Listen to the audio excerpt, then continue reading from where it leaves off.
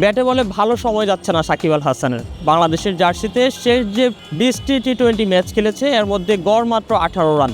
এই বিশ্বকাপেও সাকিব মাত্র 2 ম্যাচে 11টি রান করেছেন এবং গত যে ম্যাচ ছিল সাউথ আফ্রিকার সাথে সেটিতে মাত্র 1টি ওভার করেছে। সব মিলিয়ে সমালোচনা করছে অনেকে। ভারতীয় সাবেক ক্রিকেটার বীরেন্দ্র সেহবাগ তিনি যেটি বলছেন যে বিশ্বকাপের আগেই সাকিবকে অবসরে নেওয়া উচিত ছিল এবং বিশ্বকাপের পর তাকে আর দলে রাখা ঠিক হবে না এমনটি। তো এসব নিয়ে আসলে বাংলাদেশি যে সমর্থকরা আছেন তারা কি বলছেন চলুন জেনে নেওয়া যাক।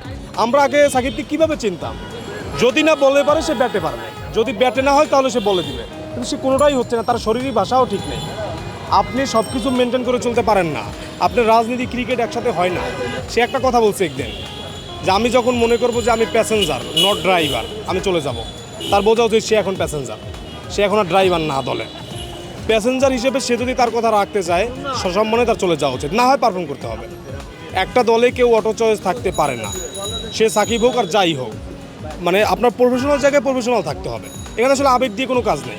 না, আমি অ্যাজ এ দর্শক হিসেবে সাকিব অবসর নেবে এটা আসলে বলা ভুল হবে, কারণ তার মতো অলরাউন্ডার সারা পৃথিবীতে নাই। হ্যাঁ, তো আমি মনে করি তার ক্রিকেটের উপর ফোকাসটা বেশি দেওয়া দরকার, কারণ সে ক্রিকেটের বাইরে যেসব যা করতেছে তাতে করে মনে করেন ক্রিকেটের উপর ইফেক্টটা বেশি পড়তেছে, কারণ তার বলে কোনো পারফরমেন্স নাই, ব্যাটে কোনো পারফরমেন্স নাই, মানে ওডিআই বিশ্বকাপ চলাকাল থেকেই। তা এইভাবে চলতে থাকলে তো আমাদের ক্রিকেটের জন্যই ক্ষতি। সেহবাগের যে বক্তব্য এটা আসলে একজন ক্রিকেটারের সাথে বা এরকম বলা উচিত নয়। অবশ্যই সে আমাদের অনেক আশা, আমাদের ভরসার জায়গা এবং বাংলাদেশের সে অন্যতম একজন ক্রিকেটার। তার কাছে আসার জায়গাটা আমাদের অনেক বেশি এবং আমরা চাই সে আরও ভালো করুক। যেটুকু হচ্ছে এটাতে আমরা আসলে খুশি হতে পারতেছি না। তবে সাকিব হচ্ছে একটা সময় যা খেলেছে সেই সাকিবের যে খেলার জায়গাটা নেই। সাকিব চিন্তা করেন আপনি, সাকিব এক সময় 4 ওভার উইকেট বোলিং করে অনেক উইকেট নিয়েছে। সাকিব আগে সব ভিতরে হচ্ছে যে শর্ট সার্কেল হচ্ছে আগে ফিল্ডিং করত। গত ম্যাচে যদি আপনি খেয়াল করে থাকেন সাকিব একটা ক্যাচ প্রায় ফেলে দিয়েছিল, সেখান থেকে সে ধরেছে। সেখানে সাকিবের সে ফিল্ডিংও এখন আর আগের মতো নেই।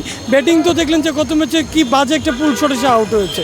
সেখানে আমার কাছে মনে হয় সাকিবকে আমি অবসর নিতে বলতেছি না, সাকিব নিজেকে আরেকটা সুযোগ দেওয়া উচিত। সেহবাগের কথা সাকিবের অবসর নিতে হবে এইটা না, সাকিব যদি নিজে মনে করেছে সে অবসর নেওয়া উচিত তাহলে সে অবসর নেওয়া উচিত। তবে আমার কাছে মনে হচ্ছে সাকিবের এখন এই বিষয়টা নিয়ে ভাবা উচিত। আপনার একটা প্লেয়ার সে কন্টিনিউয়াসলি খারাপ খেলতেছে, তার ওয়ার্ম আপ ম্যাচ খারাপ খেলতেছে, বিশ্বকাপের প্রথম ম্যাচ সে ফর্ম করতে পারতেছে না। এরপর গতকালকের ম্যাচটা আমরা দেখলাম সে আমাদের মেইন স্পিনার হিসাবে আমরা তাকে করতে পারি, কিন্তু সে যে রাইটি লেফটি যে কম্বিনেশনটা আছে এই কম্বিনেশনের সামনে সে বল করতে চাচ্ছে না। ক্যাপ্টেন তাকে যখন অ্যাপ্রোচ করতেছে সে মানা করতেছে, সে 1 ওভারের পর বোলিং করতে পারতেছে না। আমাদের 19তম ওভারের মতন একটা প্রেশার মুহূর্তে আমাদের রিশাদ হোসেন সে নতুন বলার তাকে দিয়ে বোলিং করে দিচ্ছে। এটা একটা রিস্ক, এই রিস্কে অনেক খারাপ কিছু হতে পারে। কালকের ম্যাচে যদি ওই ওভারে আমরা কালকে 4 রানে ম্যাচটা হারছি, এখানে যদি 2টা 6 হতো তাহলে আমাদের ম্যাচটা আরও টাফ হয়ে যেত। এবং সাকিবের দল থেকে বাদ দেওয়া এটা একেবারে অমূলক, কারণ সাকিব আল হাসানের মতন প্লেয়ার বাংলাদেশে আরও একটা এরকমের বহুত ম্যাচ তিনি জিতিয়েছেন, তাকে আর একটু নিজেকে নিয়ে মেন্টালি চিন্তা করা যায়। এবং আরেকটা যেটা কথা যে সাকিব আল হাসানের ইদানিংকার সাংবাদিকদের সাথে বিভিন্ন টিভিতে তার কথাবার্তা যে আমরা মায়ের দেওয়া টিম। হ্যাঁ, তুমি একটা প্রফেশনাল জায়গা থেকে, সে 1 বছর বাংলাদেশ টিমে খেলে না যে সে প্রফেশনালিজমে তার মধ্যে অভাব থাকবে। তার এই সব দিক দিয়ে আরও চিন্তাভাবনা করে কথাবার্তা বলা উচিত এবং তার দ্বারা বাংলাদেশ ক্রিকেটের একটা বার্তা যায় যে বাংলাদেশ ক্রিকেট কীভাবে ভাবতেছে নিজেদেরকে নিয়ে। সে নিজেকে মায়ের দেওয়া টিম বলছে, মানে বাংলাদেশ টিমের পুরো স্কোয়াডটা, পুরো রুমটা, ড্রেসিং রুমটাই তারা এখন যে নিজেদেরকে নিয়ে কনফিডেন্ট না, তার ওই কথায় প্রকাশ পেয়ে গেছে।